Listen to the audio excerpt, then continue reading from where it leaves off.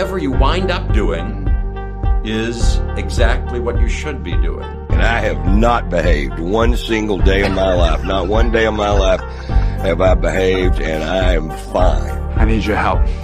I can't tell you what it is. You can never ask me about it later, and we're going to hurt some people. Whose car are we going to take?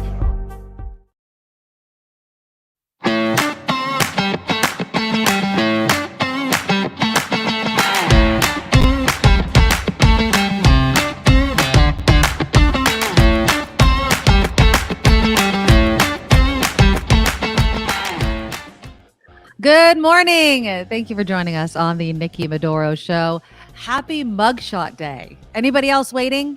I have, good morning. I have a idea that I'm going to create today once the mugshot is released. So remember yesterday I was saying Trump has indictments up the ass. I forget who was in the comments like, I need that on a mug. I'm going to put the mugshot on one side and indictments up the ass on the other. Oh my God. Oh, I'm going to have that. I'll be drinking out of that for the next, I don't know, year, and I'll have it up in the merch shop as well. But we have a great show coming up. Chip Franklin's going to join us in about a half an hour. We'll get his take on the debate and the indictments and all that sort of stuff.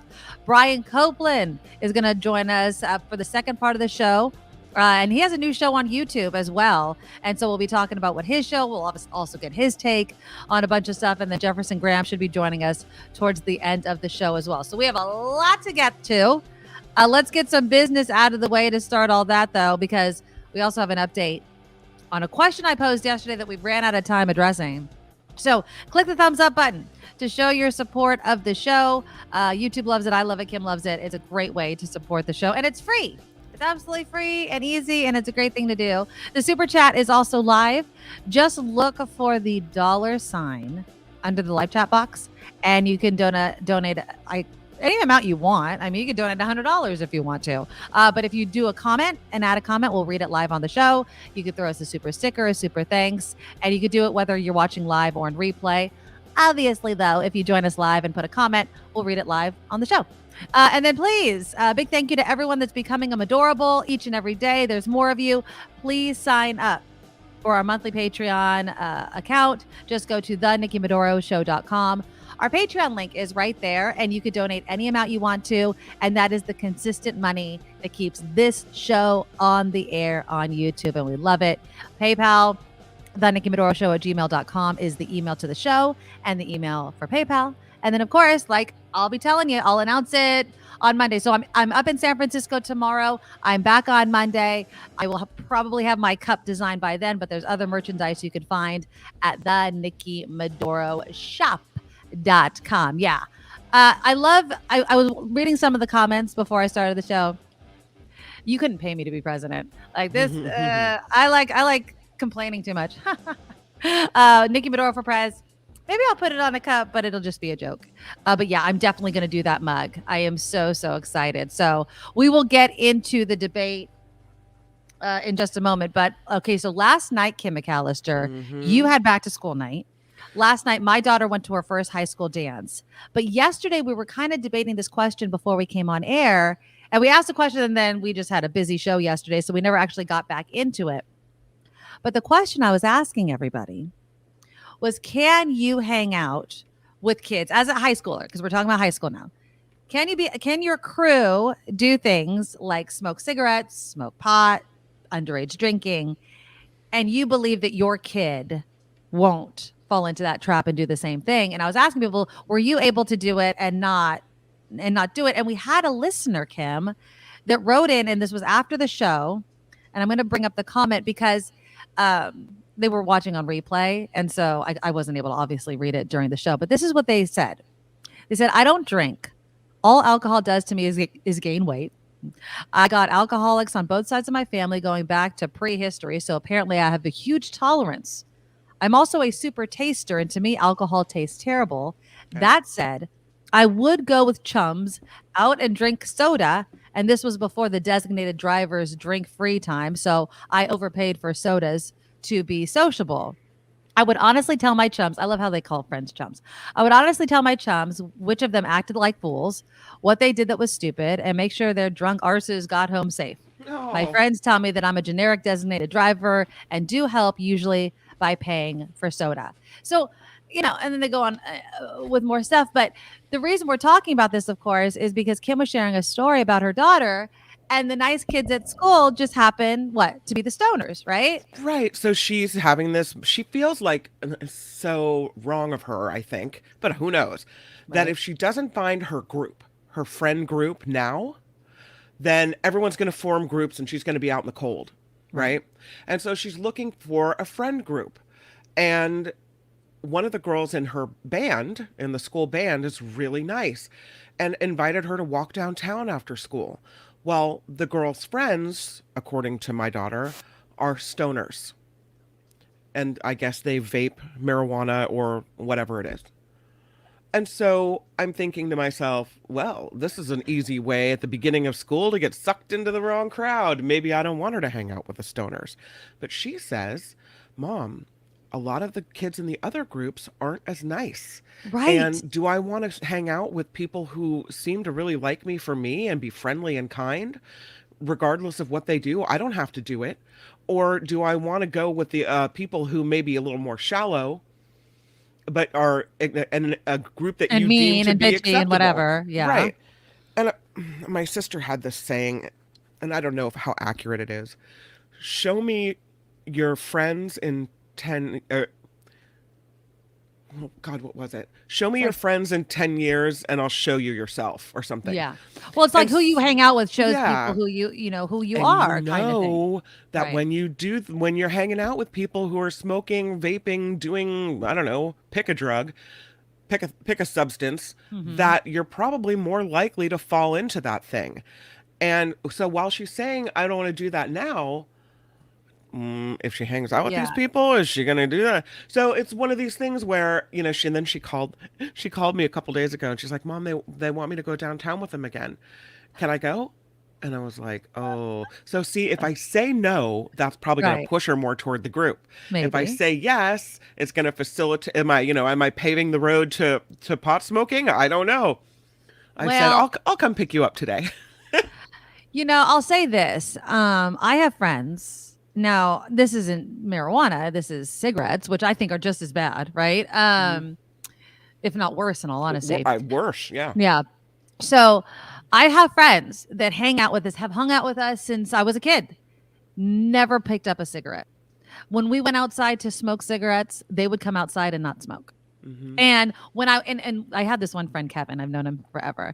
And I always think of him. I think of him, especially when I was quitting smoking cigarettes, because that's the whole thing. Oh, well, it's a social thing. Everyone's hanging out outside smoking. And I would go, well, Kevin's here and Kevin never smokes, right? Like he can hang out, but why can he do it and I can't do it? So it's kind of this mental gymnastics I played with myself of I can stand here.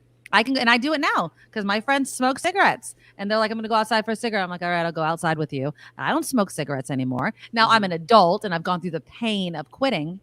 But there was another moment in my life and I still see it. It's like burned in my image. And this might surprise some of you guys to hear this story. Now I smoked pot in high school. I am not like Kim McAllister. I totally smoked pot in high school. Now, would I consider myself the stoner crew? No, but I did. Okay, but there was a moment in my life where my friends were doing harder drugs. Okay, and I remember this one moment. I was in a car with my friends, and they started smoking meth. And I remember looking at them, and I was like, I'm getting out of the car now. Yeah, and I did, and unfortunately, some of those friends really went down that line, right? They honestly, I don't think they fully have recovered. And it's one of those moments in life where you're like, shoot, like, what if I did, right? I mean, I'm not trying to make light of this, but there's, what is it? Oh, I think it's Rebel Wilson that does it, or it might be another actress. But she's like, that sounds like a good idea. Like sometimes I think, oh, meth might be a good idea, and then I think maybe not. And that was kind of what I was thinking. It was, it's just one hit, let's say. And I looked at it, I was like, no, like not gonna do it. And I that was your separated line. myself. Yeah. That was, well, I mean, I had many lines, but that was definitely one of them. And then I see what it did to them, at a very kind of turning point in our life. Like we weren't little. I mean, I'm talking about over 18 kind of people, but still young, right? And it's just one of those moments where, yes, I could see where you're coming from, right? Like, is she going to sit there and then it's going to lead to this, that, and the other? On the other hand, okay, we're not talking about meth. We're talking about marijuana. We are talking about a legal substance, but she's not old enough to do it. Not that you ever want her doing it, but it's not like an illegal substance universally. Mm-hmm. And two,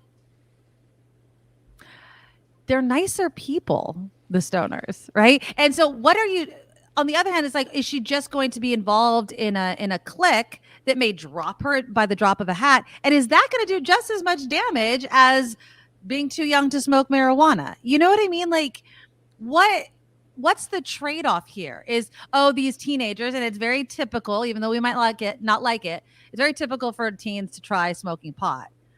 But there's also, forming your friendships and your personalities. And I don't know, I'd be at a loss. I don't know if I'd want my kid hanging out with anybody that smokes marijuana at this age. Absolutely not. But at the same time, I don't know if I'd want my daughter. I don't know if I'd push my daughter to the clicky bitches either. No, I don't know. I feel like they're both bad. I don't think it's up to me to push one way or the other, because they tend to do the opposite of what you say anyway. I think I have to leave it up to her. I can discourage her from hanging out with the stoner kids, but right. I don't know what the right move is, Nikki. I honestly don't know what to say, because, she's had experiences where, she was in a popular friend group and they weren't very nice to her. Yeah, exactly. And that is detrimental to their psyche. Lori says, it sounds like your daughter has thought about it. Also, from what you've told us, she has a strong moral compass. I would let her go on the condition she keeps communication open with you. Secretive, beware. Yeah. Lori, that's really good advice, I think. Thank you, because I really am at a loss. I don't know what to do. And I think these moments are really important. And I know that impulse control comes later, right? That's not fully developed until we're in our early 20s sometime. Right. And so that you made that decision to get out of the car, Nikki, is really great, because you are a kid with, and I could still see it. I could still see it sitting there.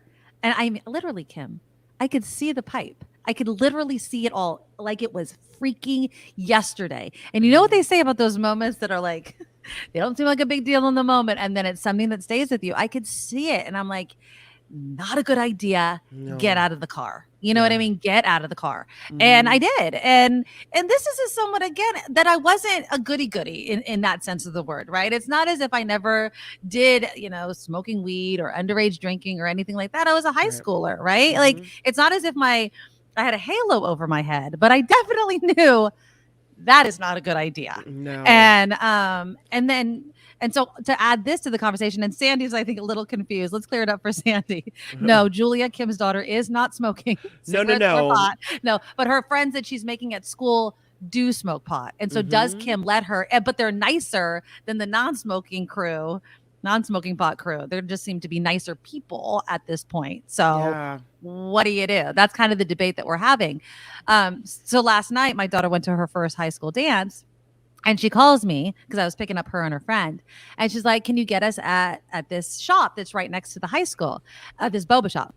And I was like, yeah, sure. And all the kids were there and da-da-da-da. Well, my daughter, which is great that the lines of communication are open, she goes and tells me, she's like, well, yeah, because she's telling me a whole different story. But then she includes in the story, oh, yeah, because this is the place where all the kids that vape go to hang out. And I go, what? And she knows how I feel about, because my history with smoking cigarettes, her dad's history with smoking cigarettes and vaping. And I'm like, and she's like, don't worry, Mom, I'm not doing it. And then she goes on, and I'm like, well, now I don't want you hanging out at this boba shop. But that's where all the kids go after school kind of place, right? It's literally right outside their high school. And so it's one of those things where it's like, if I catch you over there, I'm going to be smelling, checking you extremely closely. I just saw on the news today that there's all these new vape pens that look like highlighters, school highlighters. They're like school supplies. And I'm like, what the? How do you know? You've got to be really, when you got to open up every backpack, pen.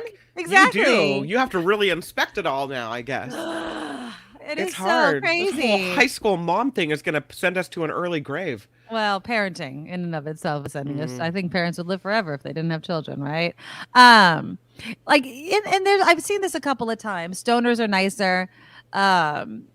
it's kind of like, they're too stoned to be mean kind of thing. Like, why would they be mean? Come sit down. I don't know if I could say never, but it's kind of stereotypical. Like, you're not meeting a mean stoner. You're probably meeting someone that's chill, right? Because of what it does to you. But I'm not also going to say every single stoner is nice, or every single stoner is someone that I want my child to hang out with. But I do think, I think Julie is going to be okay from what I know of her. And I think you've raised her right. And whether she hangs out with these people every day or not, she's going to be, there's going to be peer pressure for all sorts of freaking things. They're really well, but I don't know. I think I have seen people become addicted to drugs that are from the most lovely family. Oh, yeah. I don't always think it's like you can raise them to the best of your ability and try to tell them,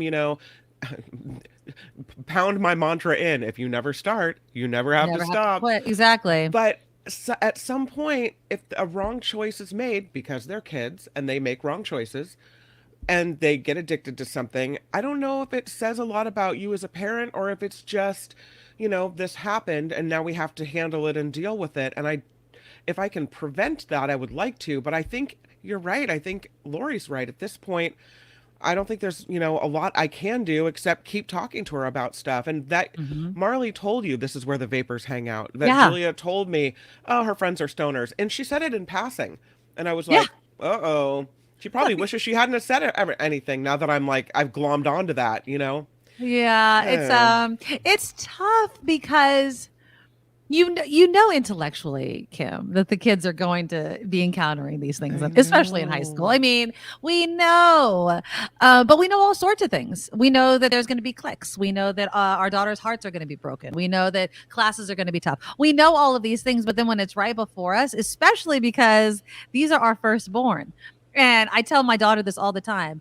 I've never been the parent of whatever you happen to be right now. Right. So I'm going through this the first time as you are. I don't know. I'm sometimes surprised what comes out of my mouth just as much as you are. Like I haven't done this before. And so I'm trying my best. Oh, Chad, thank you so much for the $5 donation to our super chat. Chad says, I'm 55. And smoked a little weed with a handful of friends my senior year in high school. All these years later, we all turned out fine. Exactly. I think there might be a difference, though, between, smoking it a handful of times and being described, at least, as the stoner people, Isn't that amazing, though? Because they tell you, the research shows that if you smoke pot before the age of 25, it can affect your brain development and you weren't who you were supposed to be and and freak out. Makes you lazy, da, da, da, da, da. And here, most people who have experimented with it in high school or maybe smoke here and there, they're fine. They're fine. Everything's maybe fine. Like we're all just a little drugged up, so we just think everybody's fine. But if we had never done it, Kim, who knows what our potential could have been, right? Well, look at Lori in the chat.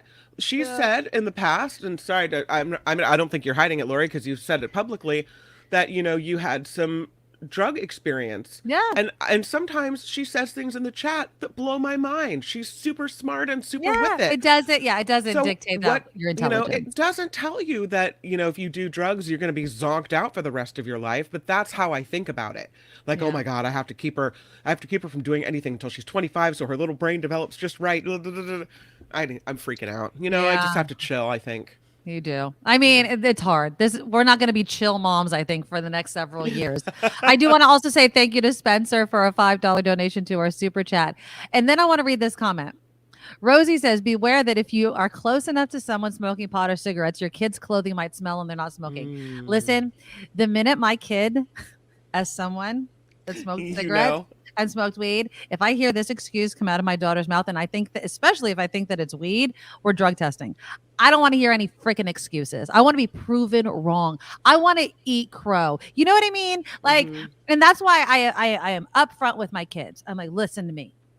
If I have an inkling or your dad has an inkling, we're testing you, and you're going to want to throw it in our faces because you're going to be completely clean. The minute you start pushing back on me or start making excuses that I've made up a million times you're at your age, I ain't buying that BS. Sorry. I'm going to be a hard ass with that kind of crap. I just am because I think it's totally BS.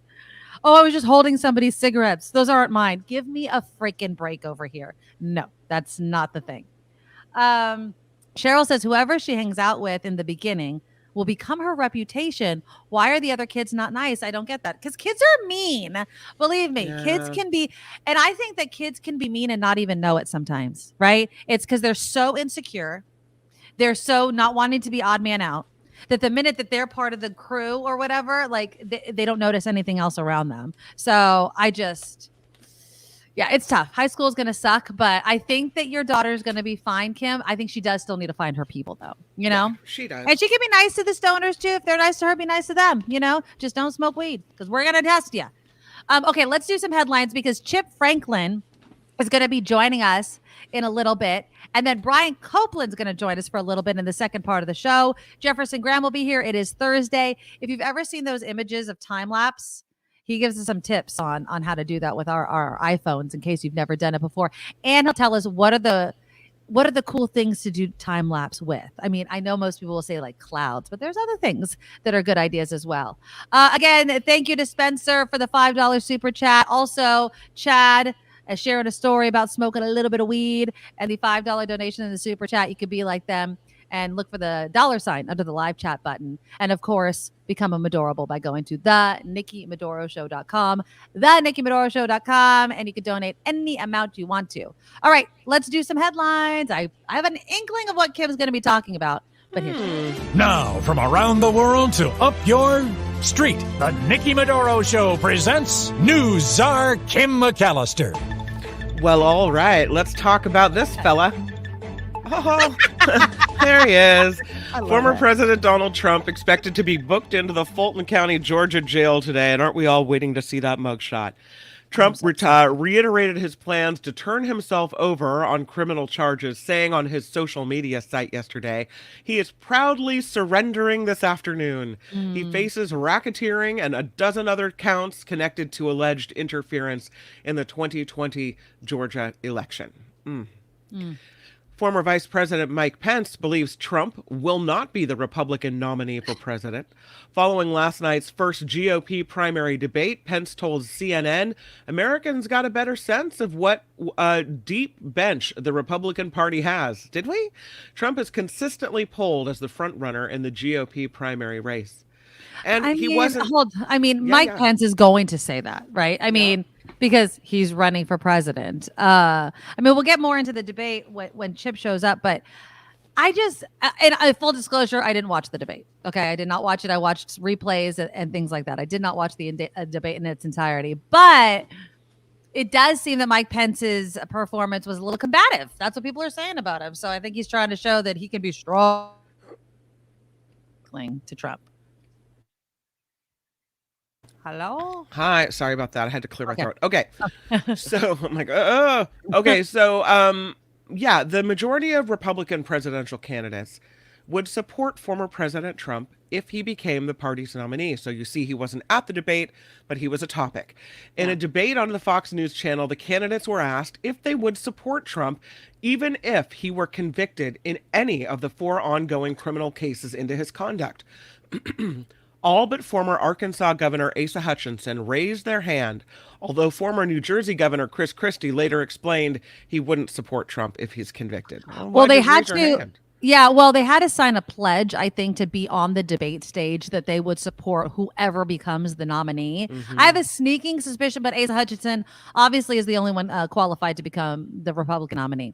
Because I'm sorry, if everybody agreed and everybody on stage agreed that Mike Pence did the right thing on January 6th, if you agree with that, then there's no freaking way you should agree with the fact that if Trump is the nominee. If Trump is the nominee, this Republican Party is in so much trouble. Because even if, God forbid, he becomes president again, who's next? Like, you're basically saying you'd rather have a criminal, someone caught up in court cases, which he will be as president if, God forbid, he does become it. That's the best this party can do? They should be embarrassed if they choose him as the nominee. I think, I don't really care for, obviously, any of these people. But Asa Hutchinson, I think he is someone that at least has a little bit of a backbone to Trump, and that's what I would be looking for. But if you look at the polls, Trump is widely ahead. Yeah, and because so he's it got polls. doesn't matter how deep their bench is if the majority of Republicans are still backing Trump. Yeah, you're right. You're right. I don't know. I can't wrap my head around it either. This is, of course, a scene from Lahaina, Maui. The official number of missing persons after this wildfire is 1,054. The death toll remains at 115. Search and rescue teams with cadaver dogs began expanding their search to the remnants of multi-story buildings earlier this week. So that is where the search is. And of course, some big doings yesterday in Russia. Wagner Group soldiers are out with a chilling warning after their leader reportedly died in a plane crash. This is Yevgeny Prigozhin. 9 others were with him, said to have been on board the mercenary leader's private jet when it crashed. In a translated video on social media, 3 soldiers said there is a lot of talk right now about what Wagner will be doing. We'll say one thing: we are starting. Wait for us. Wow. All right. Okay, that's ominous. So, okay, we'll see how that goes. Also, a little movement today on the case of this man. This is a Wall Street Journal reporter, Evan Gershkovich. He's got a pretrial detention now being extended by a Moscow court. Gershkovich was arrested in Russia in March on espionage charges. He's a Wall Street Journal reporter. His detention had been set to end August 30th. It has now been extended until November 30th. He remains in a Russian jail. There are a couple more insurance carriers leaving California homeowners behind. Here's now I think we're up to 4 is what it looks like. So AmGuard is out. Okay. And Falls Lake Insurance is out. They will no longer provide homeowners policies. Several other insurance companies have done the same, including State Farm, Allstate, and Farmers. The latest 2 companies represent less than 1% of the total insurance businesses in the state. There are still more than 100 companies that continue to provide coverage in California. The firms that are leaving cite the skyrocketing cost to cover damages from the increased frequency of large wildfires. 7 of the biggest wildfires in California history have happened in the last 3 years. It's frustrating because I understand that they're losing a lot of money because we keep having all of these tragic wildfires and things like that. And of course, the insurance commissioner wants to make sure that we're not being gouged. But what they're basically doing is they're moving people out of these high fire risk areas, which on one hand, I do support, but the whole blanket of if you either offer it to the entire state or you're out makes it so they're just going to leave the state entirely. So even if you're not in an area that has a high wildfire risk, you're kind of asked out if you wanted any of these insurance companies.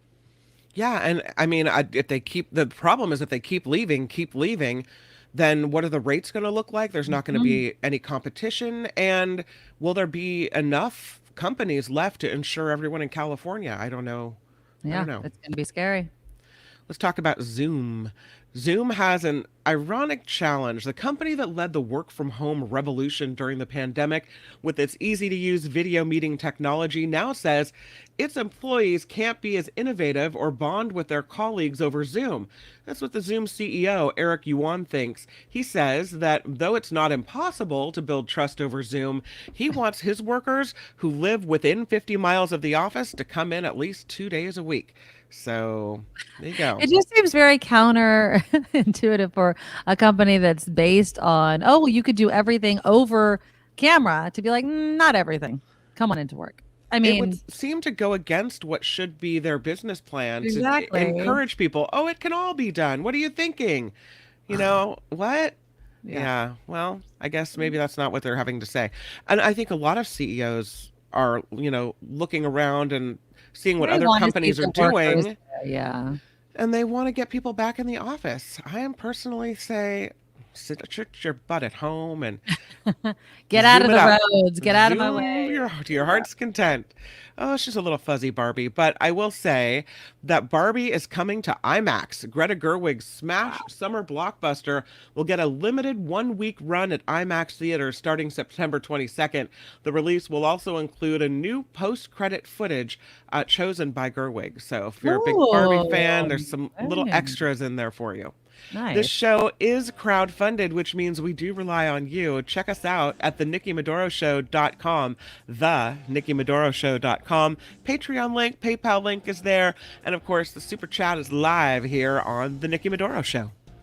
Thank you, Kim. All right, so we need to talk about the debate last night. I want to know how many of you, let me know in the comments, how many of you actually watched it? I've been seeing some other ones. Like I tried to watch it.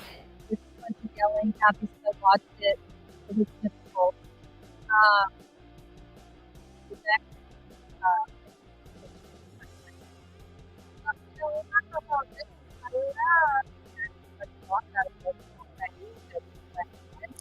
Hello, my friend. How are you? Hello. First of all, congratulations on Kim for the proper use of irony. You know what I am about that, right?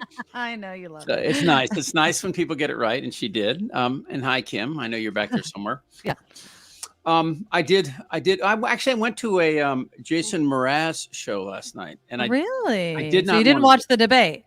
Well, I watched it later, but first of all, he's really good. I actually enjoyed the show. It's not my kind of music, but it was. I'm here in San Diego. Easy listening, right? I mean, you're not rocking out hard. People were dancing the entire night. Everybody. Really? Oh, I yeah, only know. I think a handful. I mean, maybe 2 or 3. It's all up tempo stuff. He was really good. Oh, okay. He knows what he's doing. He's from San Diego too, so it's kind of cool. He had a lot of friends, and the opening acts were all people he used to play music with. He seems like a decent guy. So anyway, so today is Happy Mugshot Day. Yeah. Oh, I'm Come on, so let's excited. be honest, everybody. Putting Republicans in jail. It's a good day. It feels really good. It is. Yeah.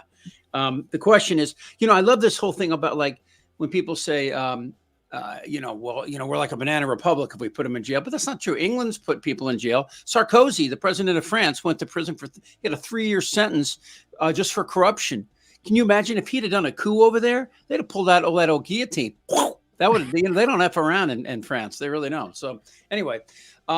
I mean, he's not president anymore, Chip. He can go to jail. If you commit a crime, you go to jail. That's it. The theory. That's the theory. We'll see. We'll see. This Ramaswamy guy, he scares the crap out of me. This guy's a freak. First of all, if you don't know Poe, because he's an anti-vaxxer, he's a truther. He believes Pelosi was behind January the 6th, and the whole thing, the election was stolen. So he's got like everything. He's got the whole box, Well, he wants the Trump supporters. He wants, if Trump doesn't run or isn't the nominee, that he'll be next in line, which I'm sorry, man. No, that's not going to happen. Well, you know who else wants Trump supporters? Wendy's drive-thru. I mean, these people are, again, have proven themselves to be on a level of stupid I just didn't know one could attain. And to look at this guy and what he's done to this country and the people he F's over in his own family and his friends, and he'll stab you in the back. Anybody that still attaches their horse to this is beyond me. I don't know. I mean, it seems to work. What do you think about everybody but Asa Hutchinson raising their hand saying that they would support Trump if he was the nominee? I'd say that is one ballless group of human beings there. Nikki Haley, apologies. But I think that the whole concept, well, first of all, when Christie raised his hand too, right? Yeah, like he was slow to do it. And I had said this earlier, they had to sign that pledge to be on the debate stage that if that they would support whoever was the nominee. I don't want to speak for Chris Christie, of course, but I feel like that's maybe why he raised his hand. But when they were going to like pull him off the stage, I'd have been like, no, I don't vote for criminals, but I don't know. Asa Hutchinson, he just looks like a guy that would like a successful bowel movement. I don't really get that guy. He's this old kind of cracker. Yeah, but at least he doesn't seem crazy. At least he doesn't, there were a couple of things that I was happy to hear come out of some of their mouth. I mean, it sucks that they didn't talk about climate change. It sucks that they're talking about Nikki Haley was the only one that, Ramaswamy did the whole thing he does the whole thing about climate change too. I forgot about that. Yeah. It was nice to see, but again, the fact that they said that they would vote for a guy in prison you know, 80 plus indictments and what he's done. It just shows you, I mean, if this guy if the Republicans somehow get in office and start letting these people out of jail, all bets are off. It's over. I think it's over. If this guy gets, where I'm going, right? I mean, if somehow he gets elected again, I'm going to go to Canada. I'll live with the fires. I'm seriously. I mean, I'm a human being before I'm an American. Right. Yeah. And when I see people in this country act this way, granted, it's only a third of the people, maybe, right. But the fact that the other 2/3 just kind of, I just don't see how he can campaign. I really don't. The judges aren't going to give him an inch to campaign if he becomes to campaign to become the nominee. I mean, but it's only 7 states. It's only 7 states. And he probably only needs 5 of the 7 to win. But it's constantly going to be, and then he's back in court, and then he's back in court, and then it's every time you talk about Trump, you're going to have to talk about all these charges that he's facing. At some point, it has to get through normal, not Trumpers, but normal Republicans. Like, we got to find somebody else. This guy won't have the time. At the very least, Republicans have to, and I'm talking about the sane ones, have to admit. You can't have someone distracted by so many, cases against him to run the country. Normal people, a normal politician, I know that's, oxymoron, but a normal politician, if they were facing one criminal case, would be like, sure, I don't want to be a distraction for this country. I'm going to throw my support behind X, Y, and Z. But here's the thing. All right. So it's not the people that are supporting him. They're not supporting him because he has followers in other states. They're trying to get their own legislatures to become Trump conservative. And once they do that, I mean, it's still up in the air. I mean, the Supreme Court has kind of like said, we don't really know how much power a state can have over its own elections, whether or not a state can say after the vote that they want to assign new electors. I mean, it seems to me it's possible the Supreme Court would say, yes, states can do that. If we go down that road, and with the Electoral College and all, I mean, I go back to Sinema and Manchin. We could have done some serious work on well, we're not going to get a constitutional amendment to change the Electoral College, but we might have been able to do an expansion of the Supreme Court, which makes total sense to me, and do it, work with Republicans, real Republicans. They would never have gone for it. They'll never go for it. Again, you need 67 votes in the Senate to make that happen. Although the House of Representatives can do this on their own. I believe they don't need a vote in the Senate. Sorry, I don't have that for sure, but they can change the rotation of federal judges. So in other words, a Supreme Court member is only there maybe for 9 or 10 years, and then you move into another. It's not a position for life in the Supreme Court. It's a position for life as a federal judge. Right. So the Congress has the ability to stop. Yeah, we need to stop that. Yeah. We need more. We need more people judging, the really difficult issues of our time, more people than in a pickup basketball game, right? It would be nice to maybe have 17, 20 people making decisions that will affect the next 100 years, so. And abortion. Karen wants to know, though, what you thought of DeSantis, though. Thumbface? I mean, his performance last night seemed very lackluster. It didn't seem like he deserved to be in the middle of that stage.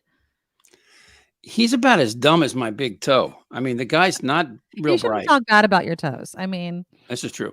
No, I mean, it's obvious DeSantis, with what he's done in Florida and the whole woke thing, and the banning the books, and then, saying on Disney, the slavery had its perks and all that sort of stuff. He's obviously going for, the very, very base of the Trump following. So whenever I hear him talk, I'm almost comical, except that, that he does have followers, and the fact that there are Republicans and think that he could be a permissible replacement for Trump. I mean, I don't like any of them, to be honest with you. I mean, Christie, has been giving Trump back rub since day one, and he was in charge of the transition. He also did debate prep for in the 2020. But now he's an anti-Trumper. So does that help us? I mean, as the country as Americans, I don't know. I mean, I think that, the whole thing with Biden, the fact that people say that Biden is too old. Right. And then you look, I mean, Biden speaks substantively.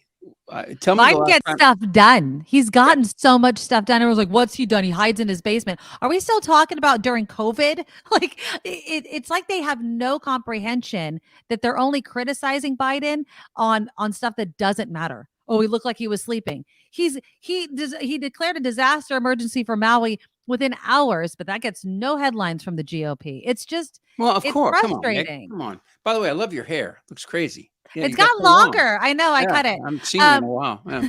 Let me play you this clip real quick. This is of Nikki Haley. This is this morning. And she's talking about Biden. And she's, of course, talking about the fact that Biden's people are saying, he doesn't need to debate anybody. He's a freaking incumbent. But this is what Nikki Haley had to say. Biden's camp came out and said that they were worried about me winning the primary. He has to debate, just like Trump needs to debate. If you want the American people's support, you got to show up. You can't not get that. You can't just be absent. And on the Donald Trump point, you said Republicans cannot win with him again, essentially saying you cannot get to a majority in America. Look, did you make the demarcation point, at least for yourself anyway, or are you trying to make it for the rest of the Republican Party with the former president? I was proud to serve in his administration. I agree with most of his policies, but we have to be honest again. He's going to spend more time in a courtroom than he's going to spend on the campaign trail. We cannot allow a President Kamala Harris. We have to win that general election. And in order to do that, you can't do that with someone who literally 3/4 of the American people don't want to see Biden and Trump run again. And the majority of Americans, he is the most disliked politician in all of America. You know, the funny part about Kamala Harris was tougher on criminals than anybody that's running as a Republican. Oh, yeah. Anybody, you know, all the tough talk that DeSantis said about Florida. And of course, Miami crime is up threefold. You know, he says he's got, hey, the crime is down 50%. Well, half of your state is these little neck hollows, where the Beverly Hillbillies used to live, that kind of stuff. So, I mean, it's the populated parts of the state still have high crime. And when you actually add the numbers up, crime has gone up in Florida. Percentage wise, it's gone down, the tricks of that. But, when I hear Nikki Haley talking about Biden having a debate, who would he be? RFK Jr.? That guy's certifiable. Oh, I know. Certifiable. And every time somebody brings up RFK, I judge them. It's like somebody with a weak handshake. I'm like, you did not just say those 3 letters to me, but whatever. I mean, you're free to, do your own research. I can knock yourself out. But no, RFK, I don't think so. Well, did you hear, was it Ramaswamy talking about, or maybe I saw one of his campaign ads or something talking about Fauci, and trying to make the case that, oh, no, I'm sorry. It was Rob Schneider talking about the debates, the comedian, the right-wing comedian. Oh, yeah. What crazy. A pathetic little tool, Again, by the way, COVID's not gone, I got COVID on April 1st at my son's wedding. And I'm about as vaccinated as you can get. And it was still, it's not a couple tough days, but it's going to be around. It's not going anywhere. It's going to be endemic, and we'll have, different versions of it. And, the more we vaccinate, the better we are. But again, it's almost like, first of all, 1 million plus Americans died, but it could have been 3 or 4 million without the vaccine. Just to give an example, the Spanish flu in 1918 killed, with 100 million people, it killed 600,000 people. So had we had no vaccine today, with the number of people we had and the transmissibility of this as opposed to that, we could have easily had 3 or 4 million people dead, and then you really start saying, like, okay, what could again, this is a huge issue that no one's talking about. We're talking about Hunter Biden's freaking laptop and porno pics, and that's all they have. If they talk to you about the economy, Trump, just for the people watching at home or listening, Trump never had a GDP of 3%. Okay. Obama had, at least of his 16 quarters in office, he had 6 quarters where it was over 4%. Clinton had the best, his last 8 quarters, he didn't have a GDP that one time went under 4%. Trump never had a 3% GDP because, again, the only tax breaks he gave to these huge corporations that's still in place, by the way. It didn't sunset out like the taxes like ours. Yeah. So, again, this idea that, that he reduced black employment was all a lie. He just says it. And yeah, and and then, people just buy it like with no, but again, that's what he's been doing. That's what January 6th was all about. right. He set the stage for it, and everybody kept screaming, you know, he's just saying this in case he loses. And then all these January 6ers get their asses arrested. And okay, now let's, since we're talking about it, let's transition, By we the got way, can I just say Brady something? Bunch. Huh. The two guys on the top, don't Uh-huh. they look like the two guys that Macaulay Culkin had to fight off in Home Alone? After a few years. Joe Pesci and what's his Yeah, face. yeah. I mean, these are the co-conspirators. You see Rudy down there on the bottom. Trump is not apparently paying their legal fees. Rudy had to go beg, and I still don't think he got any money.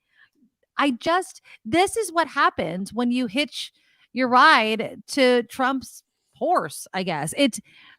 I wonder how many of these people are truly going to fall. Do you think that that they're going to flip on old Trump? I don't think Giuliani will.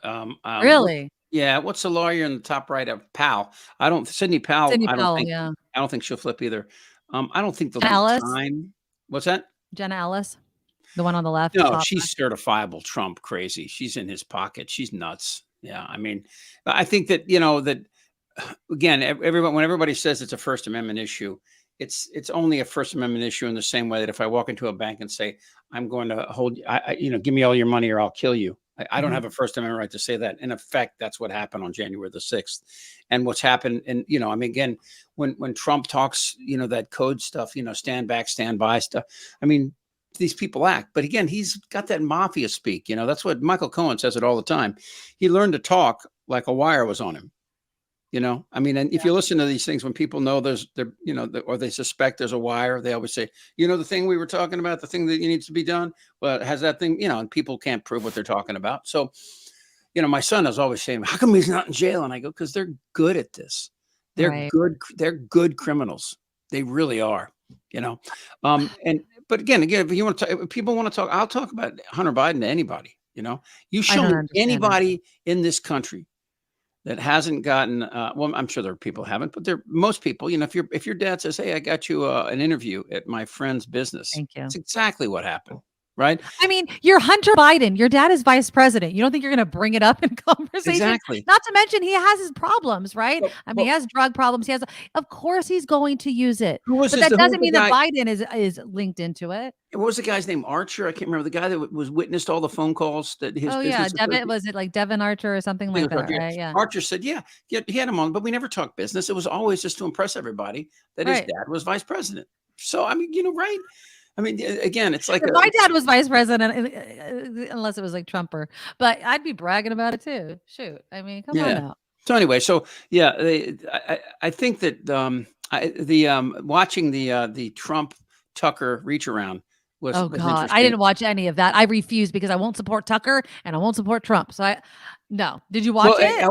I watched it, but have you noticed the cognitive decline in Trump? I'm serious. I'm not just making a joke. Something's going on there. Well, no, I don't think he had that far to go, so. Yeah, I think it was kind of like talking to Lee Hammer about, long division, it was, he's our old boss. Stop. Does anybody ever get back to you do you ever talk bad about? No, I don't talk bad about anybody. Come on. Why not? It's fun. I mean, it is what it is, as the old saying goes. I mean, I'm doing part-time up in San Francisco. I'll be there tomorrow. I'm doing this. I like it. Oh, look, Vicky loved us together, Chip. See? Oh yeah, it was the best time. It was just so much fun. But we keep in contact with everybody. We have our text thread going on with Brian, Heather, and Karen, and it's a new world. So what are you up to? I know people love seeing you on my show. You have to come on more, but what else are you doing? I love it. And I'll come on anytime. I am I'm going to start doing I've been doing super PAC stuff, these videos and all. And it's going to start so good at that. Thank you. I'm going to start doing it for Midas Touch and Occupy Democrats. So the 60-second ones will be on Occupy Democrats. The longer ones will be on Midas Touch. And so we'll see. I constantly want to start doing the show again, but I just run out of hours in the day. Let me just tell you, everybody that's watching, something about Chip. Chip never slows down. He has like a million things. If you have a conversation with him, he has a million things going, million irons in the fire. So it doesn't surprise the coffee, though. Generally, you know, I have to get up and pee occasionally, but other than that, I talk a lot. You are getting old, so Yeah, I know that happens to people your age. You have to pee a lot. Easy now. Yeah, you're getting there, girl. What are you, like 49 now? No, I am not. I turned 45 this year, and I look damn good. Thank you very much. So when I met you, you were 35, I think, right? We met in 20. Probably. I think I met you in 2014. Right. You can't tell on YouTube, but there's a lot more gray hairs, but you know, I have my hair, so that's fine. Yeah. So anyway, I'm really admire your consistency doing this show. It's hard, you know, I mean, because it is. And now, so we do this show. I mean, Kim McAllister works her ass off. She does this show. She does Mark's show. And then her and John Daly are doing a show at the end. Wow. The after party for an hour. So yeah, Kim's working, you know, it's the new frontier doing these shows. You know, it's without a doubt. Yeah. And I think it's a lot of work. Can people listen to this like in their car? Can they just We're on all the podcast apps, so if you just look it up, you know, you can listen to it as well. I was listening, you know, when I was driving home from San Francisco like a month or two ago, and Kim was doing it on her own. I listened to the podcast after. You know, it's a different show to listen to, since now that we have cameras, I'm showing videos or I'm showing pictures and stuff like that. But like, so many people just like to listen to the show, and if they could look down at the screen and watch it, they love it. So yeah, it's you know, terrestrial radio, I don't think it's going to go away, but everything's changing. You know, everything's changing. And so you'll love this. So I wrote this book, you know, this book about talk radio. Mm-hmm. And I got an agent. My agent got me a literary agent who basically, you know, he read the book and he said, you got about 6 books here, so you got to go back and edit it. So like, I don't want to freaking edit it. I just wanted to write it. You know, I had like 400 pages. He goes, it needs to be 200 pages. Right. Right. So I started diving into it, and I got a couple good friends that are helping. John Fugelsang, that guy, right? He's John Fugelsang. You don't know him? All right, no. Oh yeah, you would. He's maybe if I saw his picture. I don't know. No, he's big on Twitter, but he's an actor. You've seen him before. Fugelsang? No, okay, whatever. Keep shaking your head, Schiff. If you keep saying it, it's not going to help. Say it a different way. It'll still be the same answer. Go ahead. Yeah. Anyway, but it's fun. And I enjoy that, and I'm working on a bunch of different screenplays, and so I'm looking forward to that. We're going to do a couple short films in 2024, and. You know, I would love to do I'm telling you, a million irons, this guy. I would love to do like an 8 a.m. to 9 a.m. Pacific time show, which would lead right into Mark's or yours. Mine. Mine starts at 9. Yeah. Yeah. And you know, I think I could, you know, I mean, I was thinking about that, just going down, you know, I reached out to a whole bunch of people that I'm friends with, you know, and said, would you come on once a month with me? Right. So I got a yes from like Jane Lynch. I got a yes. Richard Marks. Remember him? We had him on before. And then going down to, you know, political stuff, I got some people like, you know, Philip Bump said he'd come on, and, you know, Mark Fisher, senior editor at the Washington Post. So, but because I don't want to sit here and just talk by myself. I do that enough, you know, and they medicate me occasionally for it too. But I think, you know, it's what you do and what you and Kim do this is a collaborative thing. People like conversations. People don't normally like monologues. So that would be, you know, that would be the thing. But I also thought it'd be fun to do a sports show. I love sports. Oh, there you go. The Baltimore Orioles are kicking ass. It's amazing. Giants, they're kind of in and out of there, right? I follow them a little bit. I only follow my Niners, baby. That's it. Follow my Niners, and then I'm pretty much done. Who's your quarterback this year? Is it Jimmy? No, it's Brock. Okay, I forget. I don't forget. So Jimmy's a Raider now. He still looks as fine as ever, but now he's in the silver and black, so I vomit a little bit in my mouth. But yeah, and then we got now Trey Lance is going to get traded because we got the other guy. That's our number 2. So, you know, it is what it is, but I'm excited for the year. I think Brock's going to kick some butt, so I'm excited. Well, it is my favorite time coming up here with the end of baseball, beginning of football, maybe only exceeded by March Madness at the beginning of baseball. But anyway, so I've been, you know, it's interesting. I think about you know, I do miss what we had KGO, you know, and it was, I mean, I really think had they left us alone and the show that we had going for a while with the music and the comics and current events, I think it could have been a successful show. Maybe if it had been on an FM station or something like that. Maybe. Well, you got to move to FM because AM, they're totally, I mean, I don't think they'll get rid of AM radio because car radio, you know, GMC in 2027 won't have any AM radios and Well, they're cars. fighting it in Congress. They're trying to fight That's it. so funny that they're fighting it because they want all their people in, in They want Appalachia. AM. AM is a signal that needs to stay. I just don't know if the cars are gonna with all the it's the electric cars that can't. That there's interference with AM. AM 5 years from now, AM radio will be like CBs. Hey there, good buddy. I don't think so. Yes, it will. It's gone. It's gone. Well, I know that you're working on one now, so I should shut up. Yeah, but KCBS. well, but now I'm on AM and FM, which is what they have FM, HBO should have done. Yeah. Yes, I wonder what their numbers look like when people look at that. I mean, I remember the Stephen Wright used to have a joke. He said, my friend is a talk show host on an AM station, and whenever we walk under a bridge, I can't hear him.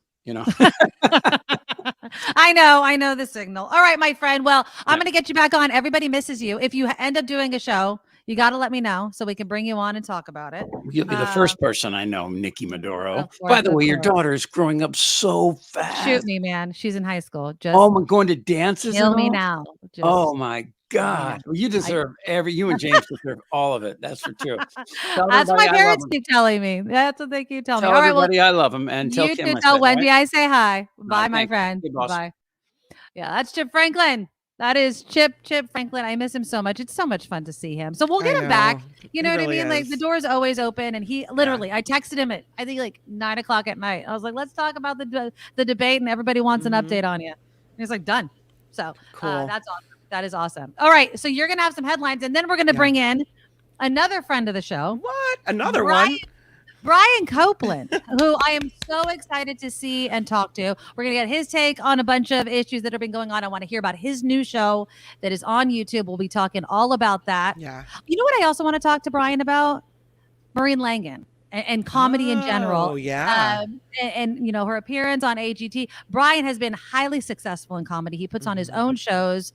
Has like the longest running show in Oakland. Like he's knocking it out of the ballpark. Yeah. But it ain't easy. It ain't easy doing what he does and Maureen does. And it's just not easy. So we'll talk to Brian Copeland in just a moment. Again, you guys click the thumbs up button. Show your support for the show. And here's Kim with some headlines. Now, from around the world to up your street, the Nikki Medoro Show presents News Czar Kim McAllister. What? Trump or death? Oh, That's go die the sign. then. Oh, bye. Go die. Bye. The Trump supporters are gathering outside Atlanta's Fulton County Jail ahead of his surrender today on election interference charges. One large sign at the entrance reads, Trump or death? Security pretty tight, barricades in place awaiting his arrival. It's a big to-do there. It looks like it's going to be safe for everybody, but yeah, that sign just kind of got me. And of course, the debate last night, here they all are on stage in their little boxes. Well, former New Jersey Governor Chris Christie says he feels pretty good about how he performed in last night's Republican presidential debate. And during the debate on the Fox News channel Wednesday, Christie used the platform to further distance himself from the former president, calling Trump's alleged crimes beneath the office of the President of the United States. Christie also said he believes the United States needs to stand up for Ukraine. Tensions were pretty high between Christie and Ohio entrepreneur Vivek Ramaswamy, who kept trading barbs with Christie, calling him an amateur. I mean, I feel like, Chris Christie, is responsible a lot for Trump. You know what I mean? Like, obviously prepped him when Trump was running for president. I think that we really need to start. If you're running for president, you should not be a Trump supporter, right? I mean, that you should be a you supporter. And anybody that keeps like Vivek, he's Trump light. You know what I mean? So if you're running for president, then you're preparing to take the oath of office, which is to preserve, protect, and defend the Constitution of the United States. So how you could support someone who quite obviously shat upon it, I don't understand. Shut upon it. There you go. The effort to find the remains of wildfire victims expanding to Lahaina Harbor. Dozens of people jumped into the ocean to flee those fast-moving flames on August 8th, and authorities believe some of them likely died because of exhaustion and breathing in heavy smoke. We heard reports, people standing out in the water or treading water, and they were having a tough time breathing and coughing because of the smoke blowing over their faces.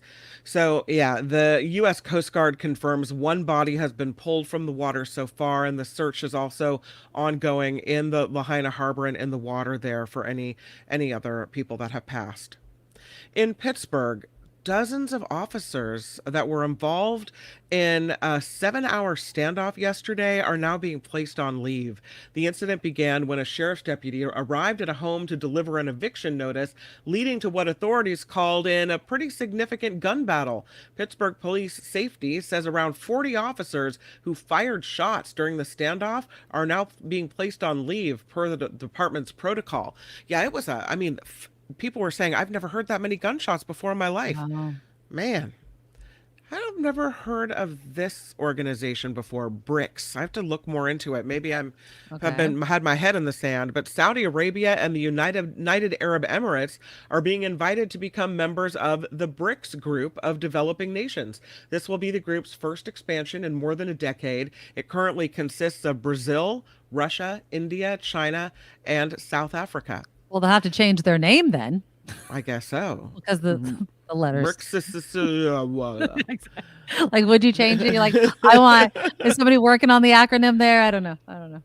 We'll have to go back to it. I don't know. In the Bay Area, an investigation is underway after at least 15 people who took part in the Sonoma Tough Mudder endurance race fell ill. The race was held last weekend at the Sonoma Raceway. Interim County Health Officer Dr. Karen Smith says the 15 people have reported having rashes and pustules. Ooh. Yeah, you're dragging your ass through dirty ass water. If anybody's ever had river rash, if you've ever gone to a festival near the water, you know exactly what I'm talking about. And it's at the Sonoma Raceway. I can only imagine the chemicals and everything that's just been in the dirt. You add water to that, and then people are swimming in it. And there were previous races where it was shown that they were dragging themselves through feces. Oh my God! See, no, I'm just saying, like, and they paid to do that. They paid to do that, Kim. Like, no. Doctors confirm that they've seen several patients with small red bumps, commonly known as swimmer's itch.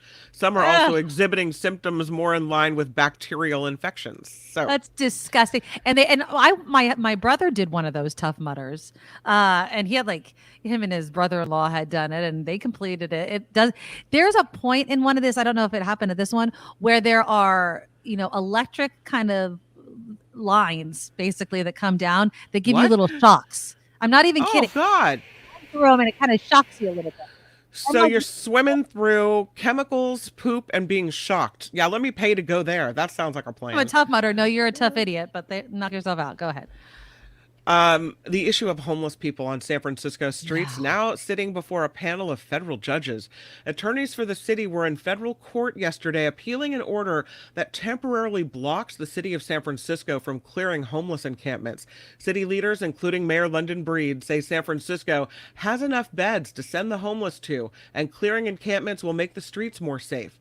Homeless advocates believe the city has largely mischaracterized how many beds they actually have for the homeless population. Hundreds of people rallied on both sides of the issue outside the courthouse yesterday, but it's unclear right now when the judges might rule on this matter. I mean, I wanted to talk about this, but we're talking about all kinds of things today. But it's going to be interesting to see how the court rules on this. It's as if the homeless can live anywhere they want to, even if there's a bed for them. And I think that's the argument that David Chu is trying to make. It's like, look, we might not have a bed for everybody. We have a shelter. They don't like it. They don't want to go there, but you can't stay here. And it's going to be a complicated one. I'm curious to follow this.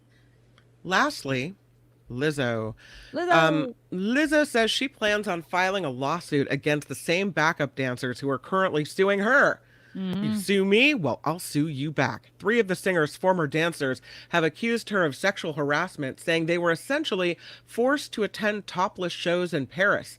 Well, yesterday, Lizzo's attorney, Marty Singer, said newly found photos show the same backup dancers partying backstage with the topless performers, seeming to have a good time. Well, I don't know. It's getting a little ugly in there with the flinging of accusations and the back and forth, and I don't know. Yeah, apparently some of these dancers, after the pictures, were even talking after that those images were taken about how much they love working for Lizzo and everything like that. Changing your tune back and forth. I'm sure there's some line of offense that's happened, but is it going to rise to the level that these people want it to? I don't know. And again, you're taking on Lizzo, so you better have the evidence if you're going to make a case like that. This report and the show crowdfunded, which means we rely on you. You can find us at thenikkimedoroshow.com, thenikkimedoroshow.com, Patreon link, PayPal link. It's all there for you. It is. I'm Kim McAllister, and this is The Nikki Medoro Show. And I do want to say thank you. Harry came through with his $5 donations, and he says, I need to have a chat with my boss about meetings because apparently he's a little late. Harry, it doesn't matter when you arrive. We always appreciate your support. Stephanie coming through with a $15 donation to our super chat. And of course, Chad came through with $5 earlier, and so did Spencer as well. Just look for the $sign under the live chat box, and that's how you donate to the show during the show or even during replay. But of course, the number one way to support the show is to become a Medorable, as I call my crew, by becoming a monthly Patreon subscriber. We appreciate it. Just go to thenikkimedoroshow.com. All right. It is time to bring in our good friend, Brian Copeland. Brian Copeland, congratulations, my friend, because you too, you're going to be able to see Brian in a whole new way. Brian's all over the place, of course, but you're also launching your own YouTube show. You see it right there on your screen. And we know the Copeland's Corner from KGO days, and you did the podcast and everything like that. But now you're moving it on YouTube. Tell us about it. Well, here's what the deal is I started doing a podcast because Carolyn got tired of listening to me bitch about things. So she said, Dad, just do a podcast. Just shut up and do a podcast. So we started a podcast in a studio over on Battery Street about 3 weeks before the shutdown. Yeah. 3 weeks before the shutdown. And so then we decided, you know what, we'll just keep doing it from home, and we'll do it over Zoom. So we did 155 of them. 155 of them, and then on a whim on the 156th show last week, I thought, you know what, let's just turn the cameras on and let's see what happens. Let's see what it looks like. And we had Greg Proops on, and Don Reed, who's very, very funny, and Ron Bai, and we had a great hour, and we decided we're going to do that every week. So the way it'll work is that you can, on Thursday mornings, the audio drops of the podcast. And then Thursday afternoon, early evening, if you want to watch us and actually see us, all the editing, everything will be done, and you can catch us that way. You can catch us on YouTube. That is awesome. Yeah. So there it is. You guys go to the YouTube channel Copeland's Corner Podcast and subscribe. So make sure that you are subscribed so you do not miss a moment. And not Grandpa, your granddaughter is just absolutely gorgeous. Grandpa. Grampy Copeland. What's your nickname? Oh, you don't go by Grandpa? No, I go by Pappy. I don't go by Grandpa. Grandpa's too I like that. Oh, is that right? Is that okay? Pappy. Okay. That's Grandpa. Well, you're wrapped. All I know is every single picture I see of you and her and Nora are just gorgeous. She's gorgeous. She is just too freaking cute, that kid. So I can only imagine how spoiled Pappy is spoiling this little girl. So congratulations again on that. She's 10 months old. I'm spoiling her like crazy, and I can't wait till she gets bigger to buy to actually play with all the stuff that I bought her already that she's too young to play with. He's like, I got a car. I have a car. Do you want a car? It's right over here. I'll give you whatever you want. It's waiting for you, my love. There you go. Okay, so I want your take on things. First off, did you see Maureen on America's Got Talent? I saw the first one. I have not seen the second one. How did she do on the second one? So, she didn't move through. They only chose 2 people. I don't watch America's Got Talent, but I watched it because Maureen was on it.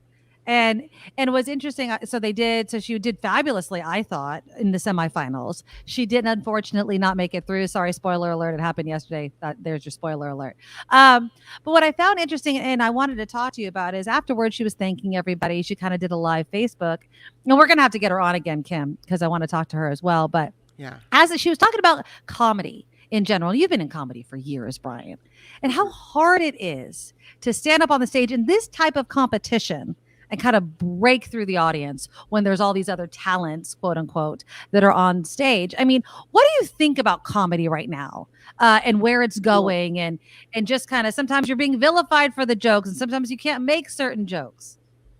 Well, I don't do too much straight stand-up anymore. I did straight stand-up for 20 years. I started when I was 18 years old. and I worked my way up to where I was touring with Smokey Robinson and Lionel Richie. We played the Universal Amphitheater and Constitution Hall and all over the country.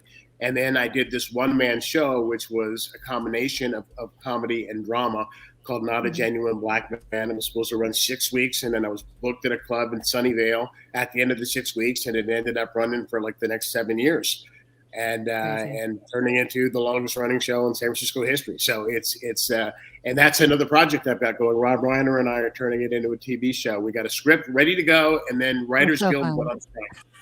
Then Writers Guild goes on strike. It took us months. We finally, okay, the script is ready. It's ready to go. Now we're on strike. But in terms of comedy itself, it's a hard thing to judge comedy. And comedy competitions are very, very hard. San Francisco has one every year.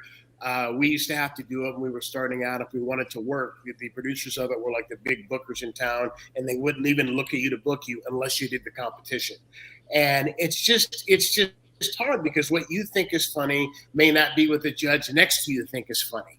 And so it's so subjective. I've never liked the idea of comedy competitions.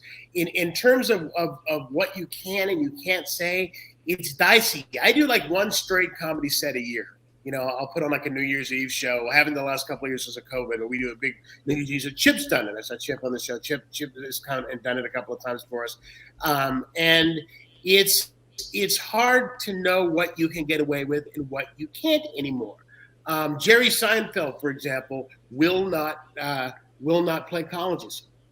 He will not play. Oh, funny! I didn't know that. No, he won't play colleges because he got booed for a joke that was a dumb joke that was just so far over the line as far as what the audience reaction was, that it was like beyond politically correct. He did this thing like how people scroll through their phone to decide whether or not they're going to talk to you like they're a gay French king. That's what he said. Like they're a gay French king, and he's doing this, and they booed him almost off the stage for doing that and for doing that show. And he said, "Forget it. I'm not going to do colleges anymore because it's so all the stuff that we thought that was dangerous or thought was okay to do or thought we were breaking the rules. The generation that we raised." They don't want to hear it. I can't keep straight on pronouns right now in terms of what it is. I taped the thing. I've been doing stuff for NBC, and I taped the thing for Pride, for Oakland Pride, and the tag for it was the LGBTQ community, and I had to retape it because I had to say LGBTQ plus. Okay, I know about the plus, that apparently it's offensive not to say the plus. Okay, so what comes after the plus? Is there something after the plus? I don't know. Next week there may be. I may see the wrong thing, in which case I'm booed off the stage. So it's hard to know what you can and what you can't say. And to have to worry about that leaves you too much inside of your own head, to be able to do it. Whereas a play, doing a solo play, I know exactly what I have to say because I've said it 100 times. The play is locked. It's lines. It's timed. If there's something that I know is not going to work, then that line is just out for the next, the duration of the rest of the run. What's the reaction been? I can imagine that you have some of these kind of dicey topic conversations on your Copeland's Corner podcast, and you're talking to a bunch of comedians. I mean, I would assume that your roundtable is a free-for-all. It pretty much is. What it is I pull a bunch of news stories and we just kind of go through the news of the week. But we usually end up talking a lot about show business and about what you can and can't say. Like the episode that dropped today, we talked about women in comedy and about how different it was. I started comedy the week after I graduated high school back in the early 80s. That's how far back it was. And you hardly ever, there were a handful of women who you'd see doing stand-up, and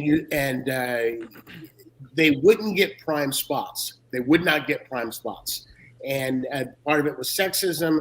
Most of it was sexism. There was this prevailing wisdom among comedy bookers and producers that people didn't think women were funny or guys who wanted to hear what women had to say. And so now there are a lot more women who are performing who are hysterical, but it's still nowhere near parity. it's still nowhere near close. And there are things that as a guy, I can say that a woman can't say. Like what? What do you think that a woman can't joke about that you can joke about? Things that a woman can't joke about that I can joke about. In terms of things that have to do with dating and have to do with coitus, you have to be very, very careful. You have to be very, very, very careful. I will tell you, the most educational film that I've seen in the last 5 years, Barbie. The most educational film. Didn't you love that movie? I love that movie, and I learned so much as a man about really that's patriarchy. Really, that's sex. Wow. Okay. You know, here I thought I was a feminist. I guess I'm not. I know not to say that. You know, but that movie was great. I thought that movie was brilliant. You know, I loved that movie. I actually didn't watch it with my daughter. She ended up going with her friends. I took my 12-year-old son to the movie. We made this whole like movie day about it. And what was interesting, Brian, as he's a 12-year-old boy, very sensitive, I was about to say the word woke because that brings me to what he was saying. I asked him what he thought about the movie when it was done. He's like, it was good. It seemed a bit woke. My 12-year-old son says this to me. And I was like, okay. And so we went out to dinner because we were doing a double feature type of thing. And I said, what does woke mean? And he didn't describe it properly. He had no real idea, but it's what they hear nowadays. It's this, this kind of narrative even seeped into my 12-year-old, very liberal household. But and I was like, what? And then I went down the whole history of how woke started and how it's been co-opted and, what is wrong with actually being woke, the true definition. And I challenged him the next time someone does exactly what you did, which is use a word, ask them what they mean by it. And we had a great conversation about it. He actually, at the end, he's like, oh, okay, fine. But I don't want to get like lectured every time I have a conversation. Like, you're just going to have that with your mother. It's fine. It's absolutely fine. But yeah, he liked the movie too. There was a poll I saw. It was an AP poll, like in the last couple of weeks, where they asked Americans whether or not the word woke is a pejorative and whether you view it negatively or positively. And 67% of Americans view it positively. So again, it's Ron DeSantis and an ignorant vocal minority, who are against anything that discusses the history of America and how we came to be where it is that we are today. Yeah. So it's good that you had that conversation with your son, and it's good that you called him out. He's a very thoughtful kid, and it was just so funny. I was walking out of the movie, just like, what'd you think of the movie? And he's really a thoughtful kid. So when it came out of his mouth, I was like, oh, here we go. I was like, we're not just going to let this pass. Like, your mother is we're going to have a mini talk show right here, my son, and we're going to sit across and do this. And he was totally open to it because I'm not raising my kids to just, not only just to absorb things without thought, right? But also push the narrative, even on myself. Like he was questioning me. Well, what about this and what about that? And I think that's how we learn. And it just seems like nowadays, Brian, we can't even have those conversations with certain groups of people. They don't want to hear it. They want to speak to you in sound bites that they hear on Tucker Carlson or Fox News or whatever. And they don't even want to scratch the surface of what do you mean when you say something is woke? What do you mean that you're tired of being politically correct? Are you telling me that this is the world you want to live in, that you can call people whatever you want to call them and there's no consequence for that? It just boggles my mind. And I don't know how we get back to it. And it's frustrating. Remember the good old days when all we had to worry about was where do babies come from? Remember the good old days when that was the toughest question that we had to worry about. I remember my son Adam being in the car, being about 10 years old, and asking me just on a drive, like the baseball practice or something. By the way, Dad, where do babies come from?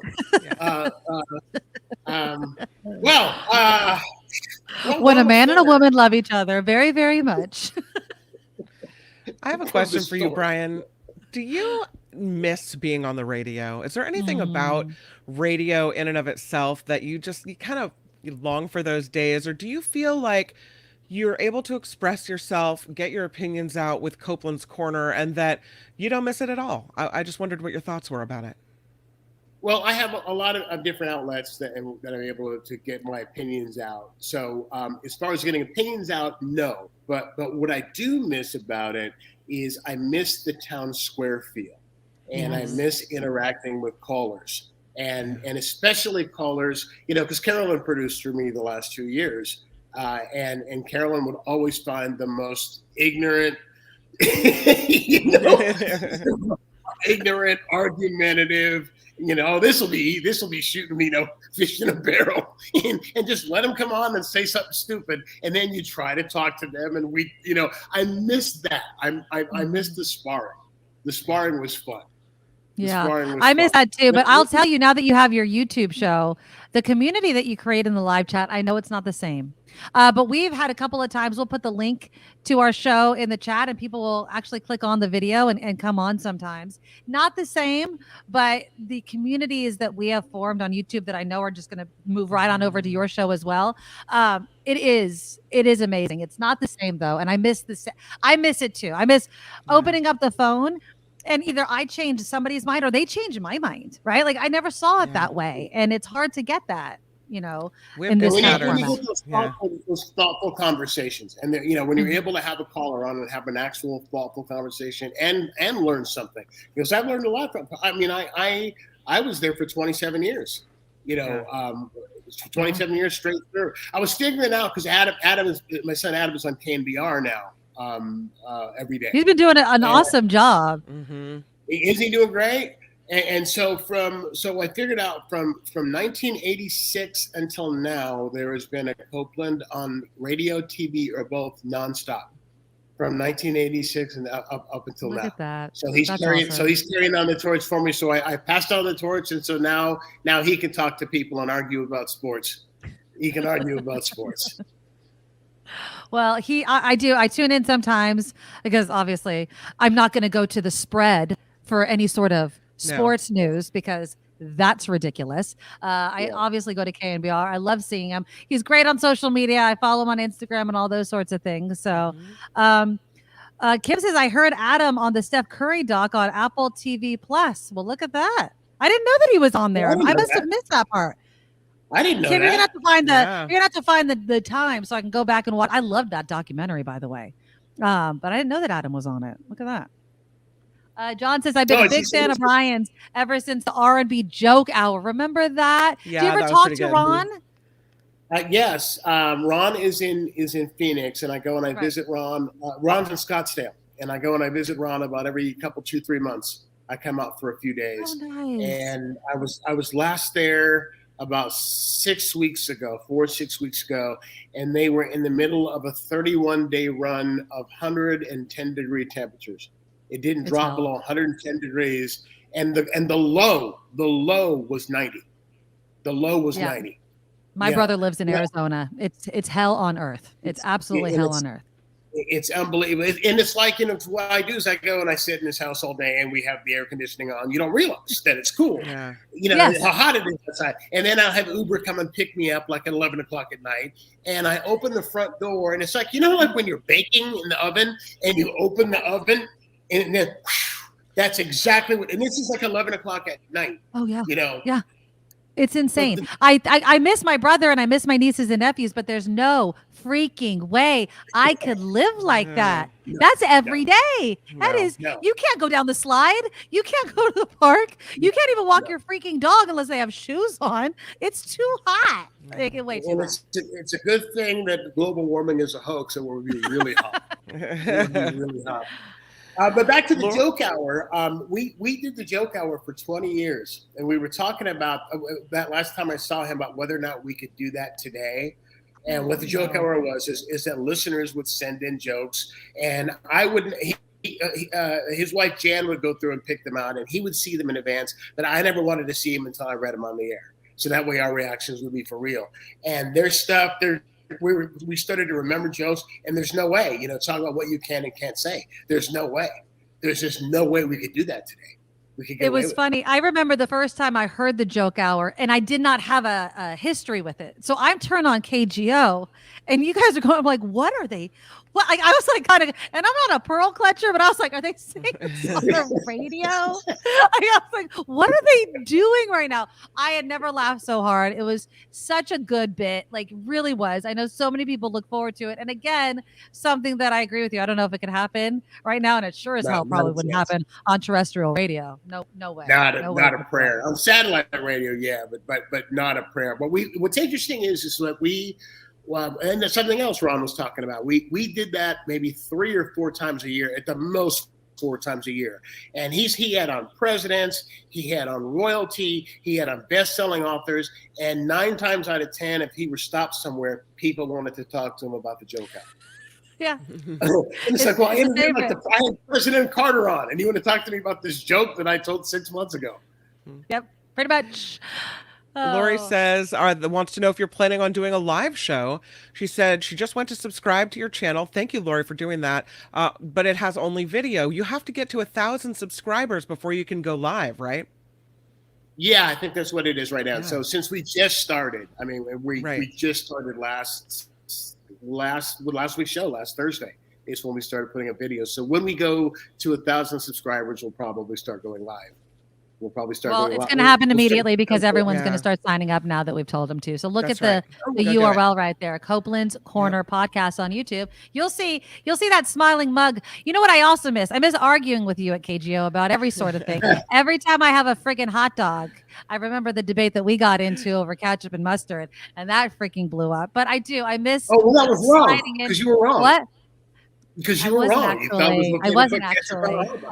I think we actually determined that I wasn't. But no, I would go in Brian, and we would just crack up about all sorts of topics. And I think I also missed that the people, like Kim. I love seeing Kim every day. But you and Carolyn and just the whole team. I mean, Kim Schaffer, she's always in. But it's just our whole crew in the radio station, the off-air conversations that don't ever make it when the mics are on. Yeah. I miss it. I really do. Brian and I used to be in the newsroom, and I'd be doing news, but he'd be looking for items for a show and be talking about certain topics of the day. And in talk radio, usually you have to isolate. Well, what's the question? You can present a story, but what's the question that you're going to ask people it's going to engage them to start thinking and want to call in with a response? And so we would always debate, what's the question? And he'd read a story and I'd be like, and I'd shout out my question. And then we'd get in this debate about what's the question, and no, it's this, and no, it's that. And I miss those moments of kind of thinking through things and bantering back and forth like that. And I miss hearing you too. So I'm going to have to log into your podcast and check it out. Exactly. Thank you. Well, it was real collaborative, and that was the thing. Yeah. Even if it wasn't your show, like in terms of what it is that we did, it would still always end up being collaborative. I remember a thing that we ended up doing that I hadn't planned on doing. You and I were talking off the air, Nikki, about whether or not, I forget what the news story was, but it was like somebody who his wife died and he got married like 2 weeks later. And the conversation we were having was, okay, well, shouldn't there be a respectful period of time? And you're going, I'm dead. And I go, wait a minute. If you die and your husband gets married like in a week, you're okay? Oh, you go, I'm dead. I don't care. Now I'm like, my husband better hop in the casket. But yeah, I miss. And honestly, we were talking about, the Hunter Biden and everything like that. Your daughter, excellent freaking producer. I mean, she would come up with some of the topics for you that were just amazing. And I don't know. You got some talented kids. I don't know where exactly they got it from, Brian, but Your mother. Very talented family. I'm just saying. And I miss all of you. I really do. A lot of people love seeing you. Holy S, Brian Copeland. Yeah. So, okay. Well, we'll have you back on the show. But again, there is the YouTube link, Copeland's Corner, just Copeland's Corner podcast. There you go on YouTube. Get them up to 1,000. We could do it in a less than a week. I am positive. And then you can get Brian live. There you go. And if you want to it'll be easy. If you want to just hear the audio is already dropped for the news show, for today's show, and the video will be up later on today. Well, we adore you. We love you. Thank you so much for coming on. The door is always open, and good luck with the podcast. I know you're just going to knock it out of the ballpark. So But thanks for having me. Always a pleasure to see you. All right. Bye, Thanks, Brian. Bye. Bye. Yeah, I miss it, Kim. I know, Sometimes I me love doing the too. show. Don't get me wrong. I love doing the show. Well, it's it is very so much similar fun. to what we used to do. And so it feels like for me, you and I haven't really stopped. But, Right. you know, that whole where we went every day and our coworkers and the interaction with them, I miss that a lot. Yeah, All right, you guys, but I definitely, I love the community that we've formed. So again, you guys go to Copeland's Corner podcast on YouTube. Go subscribe. Go check it out. Again, you can listen to it right now, but if you want him to be able to do it live, he needs 1,000 subscribers. And we know that this community can get it done. Get it done. And Brian always has a great perspective. And when he brings on comedians, it's just hilarity ensues. Look, everybody's subscribing. There you go, right? Awesome. Okay. Well, we're just jam-packed today, Kim McAllister. I know. I do have a bit of a programming note, though. I'm not here tomorrow. Right. So, Kim, you're going to have to figure out something to eat because I haven't figured out something to eat. Oh. Although you did send me the Taco Bell thing. But I just did Taco Bell. So I'm You just going to did. Taco Bell and just drink alcohol. There's a new cantina that opened in my neck of the woods, apparently. You know who I'm going to have on the show tomorrow? Who? I'm going to have Chris Merrill on from KGO. Oh, nice. Yeah. I like He's going to Chris. come on about 9:30, so we'll be talking to Chris Merrill, see what he's been up to since KGO. Oh, good. Yeah. Now, Chris was, I met Chris when he filled in. He often filled in for Chip Franklin. And so we would discuss. He's got a great perspective, too. I mean, again, not to, wax nostalgic about everything, but so many talented people. So many talented people walked through those doors and cracked open those microphones that it does suck that they just totally demolished it. But It really does. In the chat, a lot of people were asking, since Brian was on, about Ron Owens and why don't we have him on as a guest? And he, he has Parkinson's, which he announced publicly, and he is getting to the point where he doesn't feel like he sounds as good as he used to sound, and so he's decided that he doesn't really want to come on with live performances anymore because he's not sure of his voice or what have you. He's doing fine. He's doing wonderfully well. Yeah. But he just, he got gotten to the point where he's like, I don't really want to, I don't sound like I used to sound, and so I'm not going to do that. So that's why we don't have Ron Owens, but we tried. Trust me, we tried. We tried to tell him it doesn't matter. People don't care if you sound a little, not exactly like you used to sound. It's okay. But I have to respect that he knows that, it was time for him to stop doing that, and so he did. Yeah. Oh, you're muted. sorry, I was coughing. That's okay. With a long, illustrious career as Ron Owens has had, yeah. he deserves to take a break if he wants to. And so he has, but there is so much that you can look back on his career and just be in awe. It's going to be a fun day. It's been jam-packed. Now we have another guest who normally joins us on Thursdays. He was gracious enough to come on at 10:30, and that is our friend Jefferson Graham. Hey. Photo Walks TV right here on YouTube. You can catch him, and you can catch him here on Thursdays talking about all of the cool things you could do with your phone. Somebody had said in the chat earlier, Jefferson, that you had taught him that he doesn't have an expensive phone. He has a really expensive camera or something like that. I'm like, yes, you have a very nice camera in your hand at all times. And today we're talking about what? We're talking about time-lapse photos. You like taking time-lapse photos? It's my favorite feature on a smartphone. It's one of my favorite video things to do. It's a smart time-lapse video, watching the world go flying by at really fast speeds, and there's no easier way to do it than on a smartphone. If you're going to do it on a big camera, like many people have done through the years, you're going to take thousands of photos. Then you're going to import them into your computer. You're going to have to change the exposure to make sure they're right because you're going from day to night or whatever. And then you're going to have to process those photos and then put them into a video editing program. It goes on and on and on versus on the phone, press a button, let it roll, and everything is processed for you and it's done automatically, and it's really cool. And on the iPhone, it's in your camera mode section. When you open up the camera app. Hold on, let's do this together. All right, I'm opening up my phone. Now, where do I go? You just open up the camera app. Mm-hmm. And at the bottom of the screen, it says video or photo or whatever you're seeing there, right? Oh, yeah. And there's and the go time lapse. all the way to the left, and you go time lapse. Now you do need to have a tripod because you're going to let this thing roll for 15 minutes, 30 minutes, 45 minutes, an hour. I've done time lapses for days, and you can't hold the camera.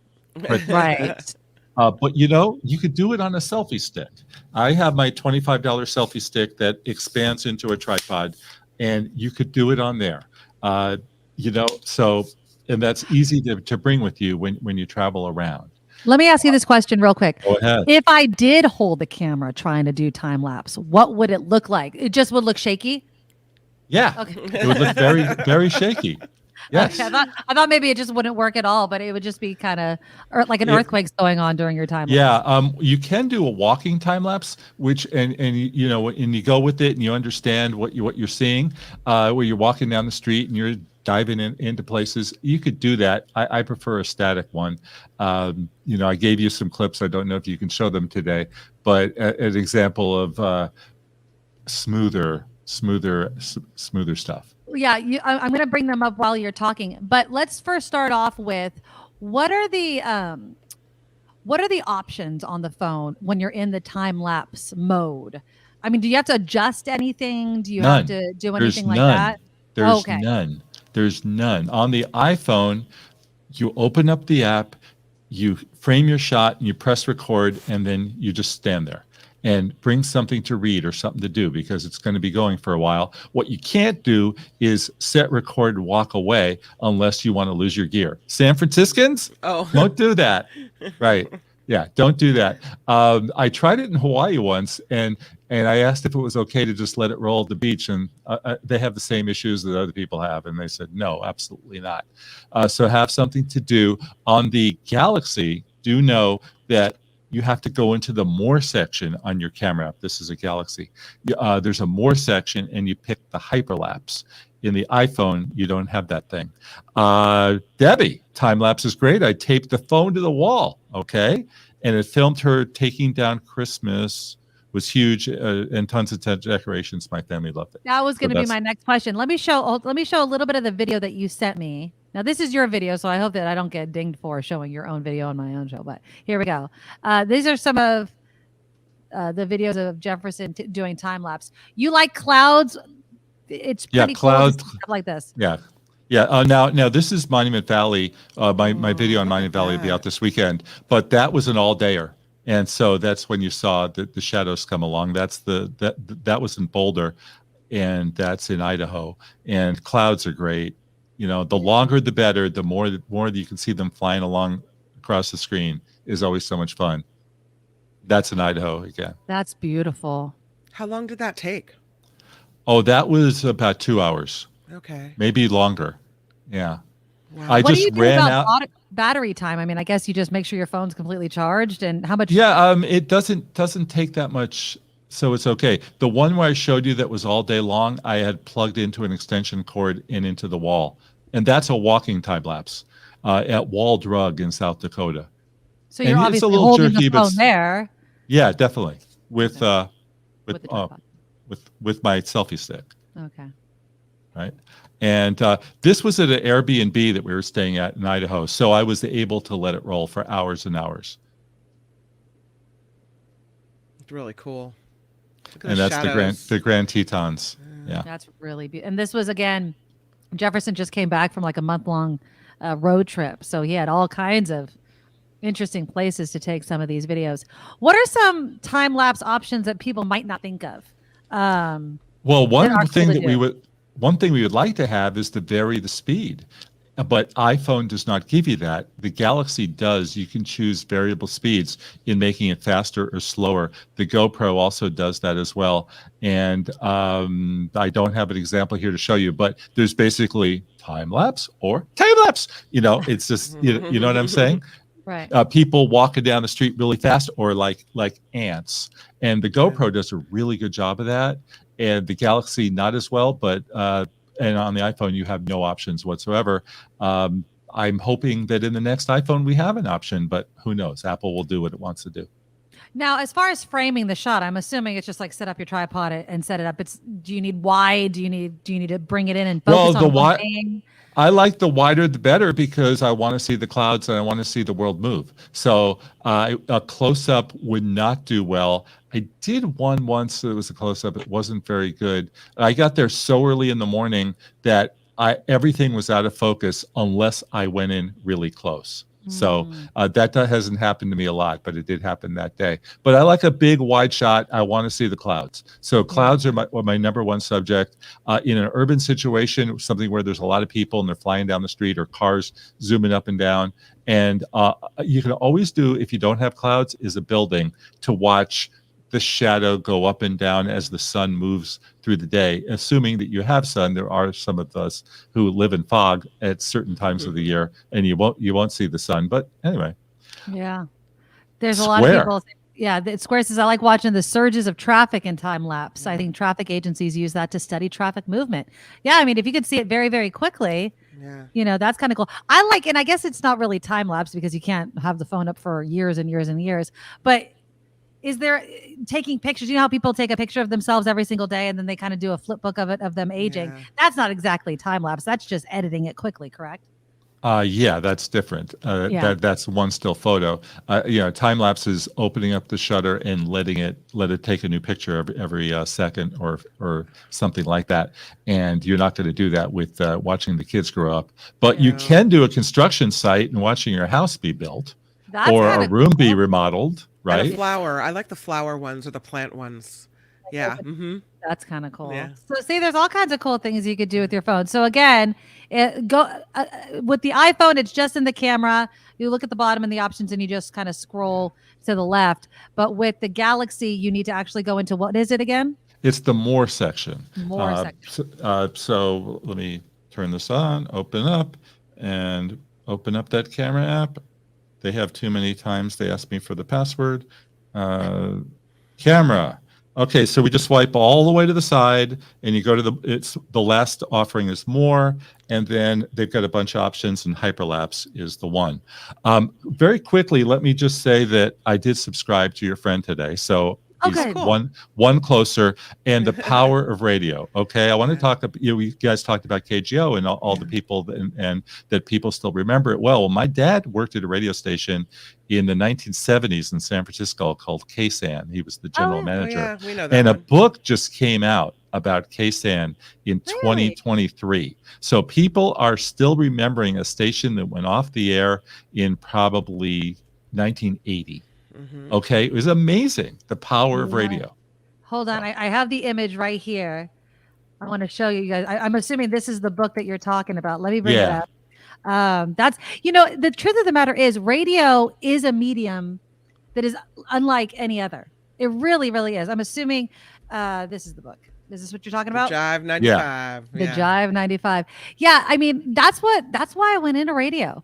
You crack open a mic and you get to talk to people. People pick up the phone and they could talk to the person behind the mic. It's immediate. This is immediate as well, but it's just different. And with radio, the imagination of the mind. You know, how many people do, oh, that's what you look like, or that's what that, thing is about, and the music, and it's just, I miss it. I miss what it's evolved, away from, but you got to go with the times, Jefferson. You know that. Well, I love live and I love hearing from people, and the ability to answer people in real time, the answer to their questions is absolutely fantastic. So it's just taking radio to another level.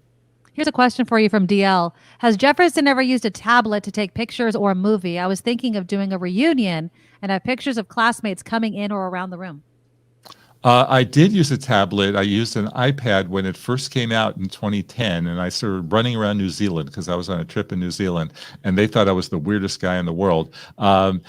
I am not a fan of taking photos on a tablet because it's too darn big and it's awkward. If you want to show people photos on a tablet, that's a different story. Then it's fantastic.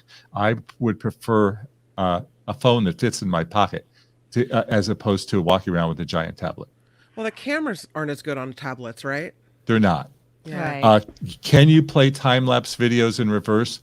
No, but you can edit. There's a million different programs, and I use Final Cut, and I click the reverse button all the time. Okay. So, and then one last question, or I guess it's a comment, but I'd love to hear what you think. Chris says analog photography is still superior as an originator medium. Digital is for mass distribution. What do you think about that? I used my first digital camera in 2008 or something like that, and never looked back. I've never looked back. I do not miss film whatsoever. I think the quality that I'm getting on my digital camera, even on the phones, is way superior to what I shot on a film camera when I was a kid. So that's where I stand on this. All right. There he is. Jefferson Graham, Photo Walks TV. Go check him out on YouTube. The latest one you're talking about, time lapse. Check out his videos, his photography, all of the links. And I have the link to his show in my show notes. Jefferson Graham, we love having you on the show. We'll talk next time. Thank you. Thank you. Have a good one. Bye.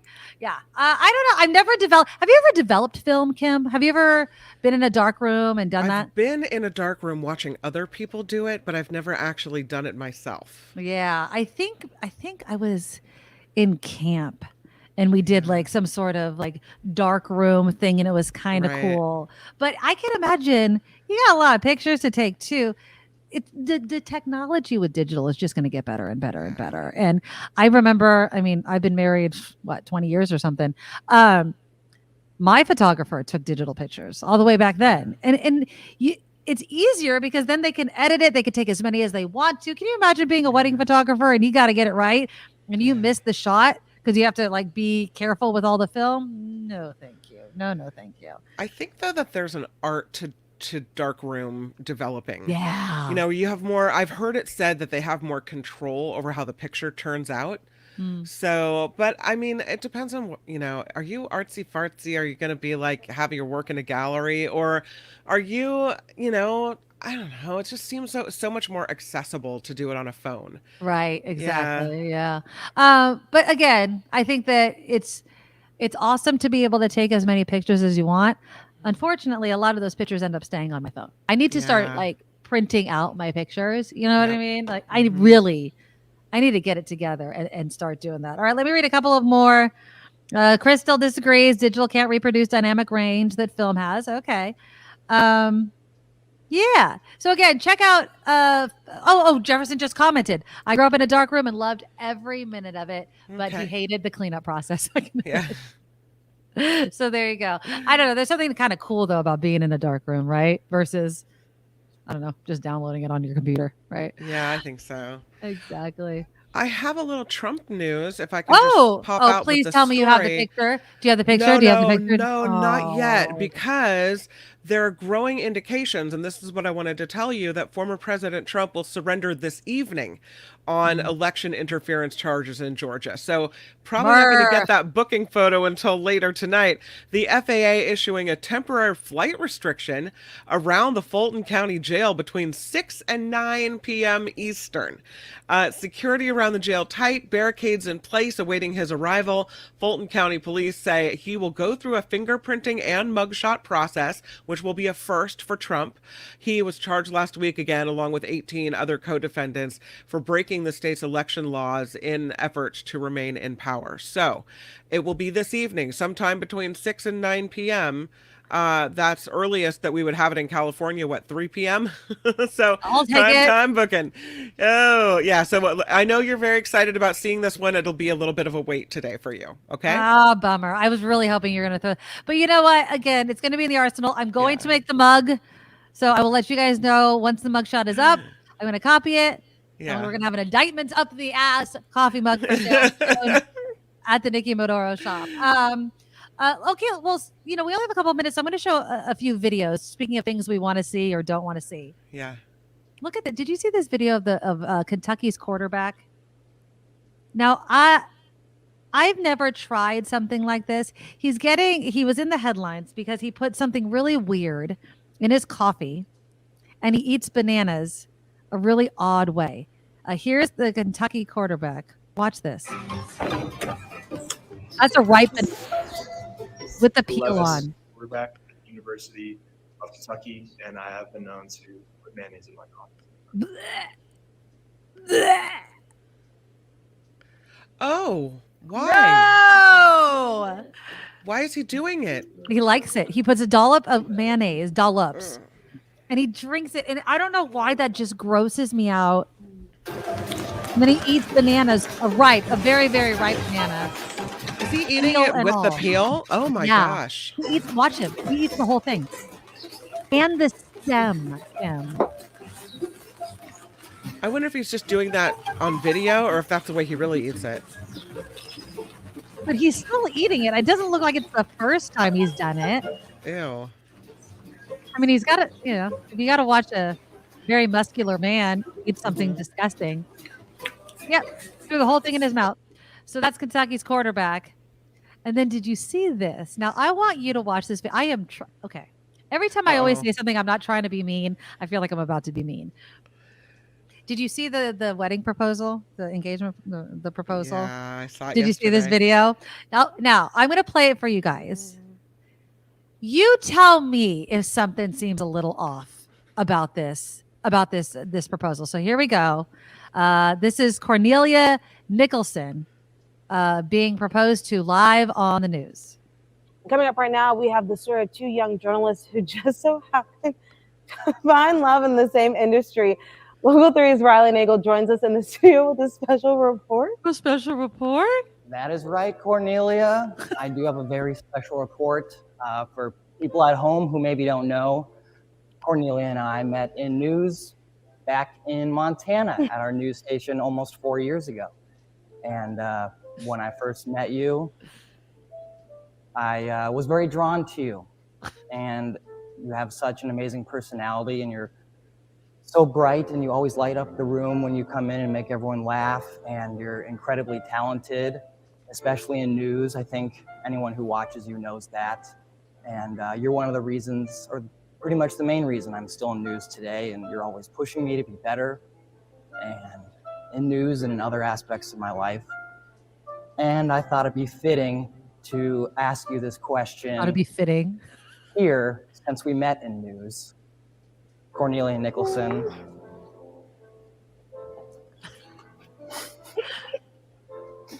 Take the tag off the flowers, Would you dude. marry me? I'm gonna cry. Yeah. You okay? You okay? Yeah. I gotta put it on? Yeah, dumbass. You got to put it on. Kind of shaky. It's so weird, Kim. Awkward is right, Spencer. Awkward, yeah, it's very awkward. It's sweet though. It doesn't seem. I don't know what it is, but with the music, people are saying staged. It seems staged. I don't think so. I think she was legitimately surprised. You do? And my understanding is that it was a taped segment. Okay. So it wasn't. He didn't do it live because what if she said no? You don't want to do that. Well, oh, you're doing that at work. You're gonna have an audience no matter what. It's sweet. It's nice. They both work. He asked her where they work, and it's nice and whatever. But I just feel like I'm eavesdropping in some private moment where there's like too much emotion that's not meant for me, and so it's like, oh, I don't want to see what you're doing. I just felt like the tag on the flowers and the fact that he's like, oh, I have to put it on, was very odd to me. It's like, yeah, dude, you bought the ring. The ring, from what you could tell, looked nice. Yeah.